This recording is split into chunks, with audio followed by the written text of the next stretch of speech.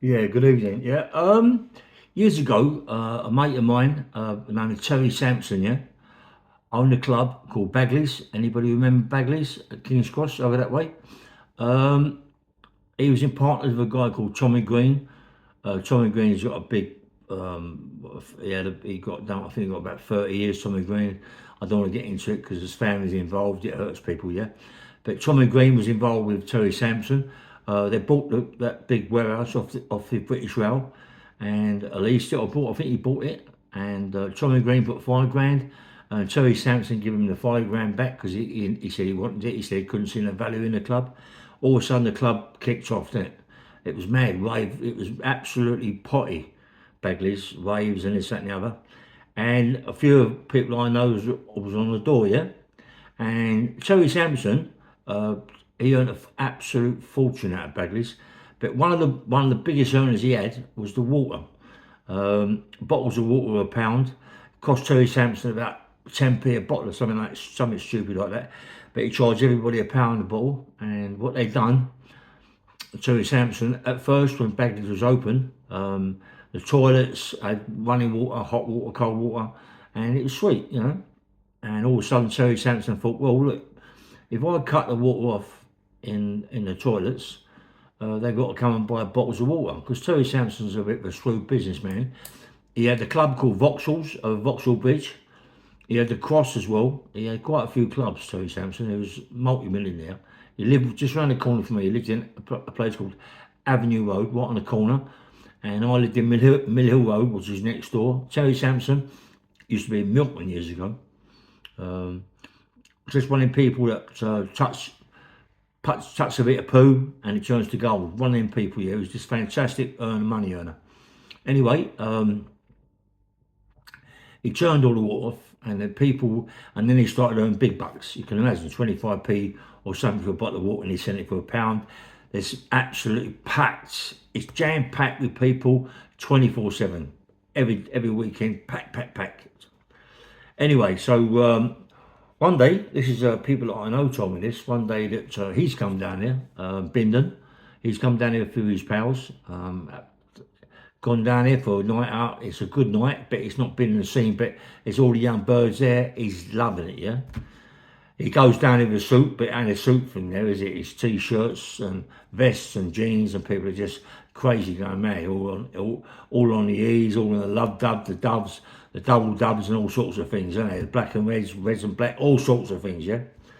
And anyway, he's there. He's gone out of his nut. He's on something more likely on a shovel. He's gone down the toilet to have a wee. Turned the water on, no water. He's gone upstairs to Terry Samson. He's got to Terry Samson. There's no water downstairs, mate. And Terry Samson didn't know who he was, yeah. So he said, yes, mate, the water's been cut off, some problem, but you've got to buy bottles of water. The bottles of water are a pound. And Bindon went mad. He said, what do you mean bottles of water are a pound? There's supposed to be water downstairs in the toilet. It's law, isn't it? He said, you can't do that. And then Terry Sampson's had bad words with him. A few people got involved. Bindon evidently has hit Terry Samson on the chin, knocked his spark out. Terry Samson, I know Terry Samson really well. Terry Samson got knocked spark out. Bindon went round, smashed all the tops of the water taps, smashed them, done all the sinks, smashed the gaff to piece, went absolutely apeshit, went mad, walked out of there, and Terry Sampson's now knocked spark out, holding his jaws. Some of the bouncers know who that was, no, it was Bindon. They don't want to get involved in all that sort of aggro, so they left it, yeah. So anyway, there's no much more trouble from Bindon. Bindon ain't been there for a long time. All of a sudden, Bindon goes to what's it called, Ministry of Sound, yeah. Goes to the Ministry of Sound. He's like going there, and he's like loves it there. The Ministry of Sound's that little bit different. People a little bit dressed a little bit different. You've got Nigel Benn there on the decks. It's good. Evidently, Bindon likes it. He's getting himself involved. He's on the snozzle, getting himself right out of it 24/7. Really like enjoying himself. There's about 5 or 6 handed, and he meets someone that I know very well, and so does most people on YouTube. He meets a guy called Martin Herbert. Martin Herbert's not young, quite young then, and Martin Herbert's a bit leery, very leery. Got a bit out of hand with Bindon. Doesn't know who Bindon is. Got a bit silly. Bindon's told him to shut up, keep his mouth shut. Marvin's pulled out something. Bindon's pulled out something, and Marvin's bottle's gone. Marvin left it. Yeah. Marvin went. Now Marvin's had a big fight. Big fight on the door. These people got really hurt and this, that, and the other. And Marvin's got hit because of an axe or something like that. There's murders in there. Bindon's in there. Bindon's one that gets out there a bit quick because he's now an actor. He doesn't want all the problems that go with it. Yeah. So Bindon's out of it. Marvin Herbert gets to find out who it is. Bindon. So anyway, Bindon. Nothing really much has happened between Bindon and Marvin. Bindon's give Marvin a little slap and put him aside, told him to behave himself, and that was it. Marvin didn't pull out something. Bindon pulled out something, and it was just like, listen, do sort of favour, behave yourself, go away. Marvin was with a few people. Later on, Bindon goes back down to Bagleys.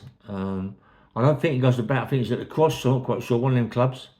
And who's comes down there is Marvin Herbert. But he's come down. He got to hear through some people that are in there that knows the aggravation that he's had with Bindon in the Ministry of Sound. Have phoned him up and told him that he's down there. Yeah. Evidently, Marvin Herbert has got to find out who this Bindon is. He knows he's a bit heavy and he's always carrying something. Yeah. So Marvin goes down there with about 6, 7 heavy black guys to have it off with his Bindon geezer, yeah? Bindon gets a smell of what's going on. He more or less sees what's going on. He slips out the back, Bindon. He's gone, all his mates are gone. Bindon gets a cab, crash, goes into the city somewhere, bootleggers, Pal Joey's, one of them big clubs. He goes down there and forgets it, yeah? Martin Herbert is waiting for Bindon. Bindon don't come out. Marvin's got to write up Marvin Herbert. But evidently, big respects to Marvin from Bindon. Marvin come back for Bindon to do Bindon, and Bindon just left it. He see what was happening, got to hear what was happening on the outside, and his bottle went, and he went through the back, got a cab, and went to another club. So Marvin was a bit of an handful out there, Marvin Herbert. I mean, there's a lot of stories people don't believe about Marvin this and Marvin that, but this story, I believe, you know. I believe that he got a little clump from Bindon, and later on he walks out and there's a big fight outside the Ministry of Sounds. I think Marvin Herbert got hit across the head with an axe or something like that, or someone got hit across the head with an axe. There's all stabbings and all this, that and the other, and I think Marvin was involved. I think Bindon got out there, heard about this Marvin Herbert, wasn't too bothered because he's already mugged him off anyway. But then when Marvin's come back down at Bagleys, Bindon found out who he was, you know, and Bindon's bottle went. It wasn't bottle. Bindon was a bit old, you know, old for that sort of thing. Marvin Herbert was quite young and active and had a few little people around him and people that could have a right fight or a right tear up and dangerous people that shoot you, stab you. So Martin had a little firm around him at that time.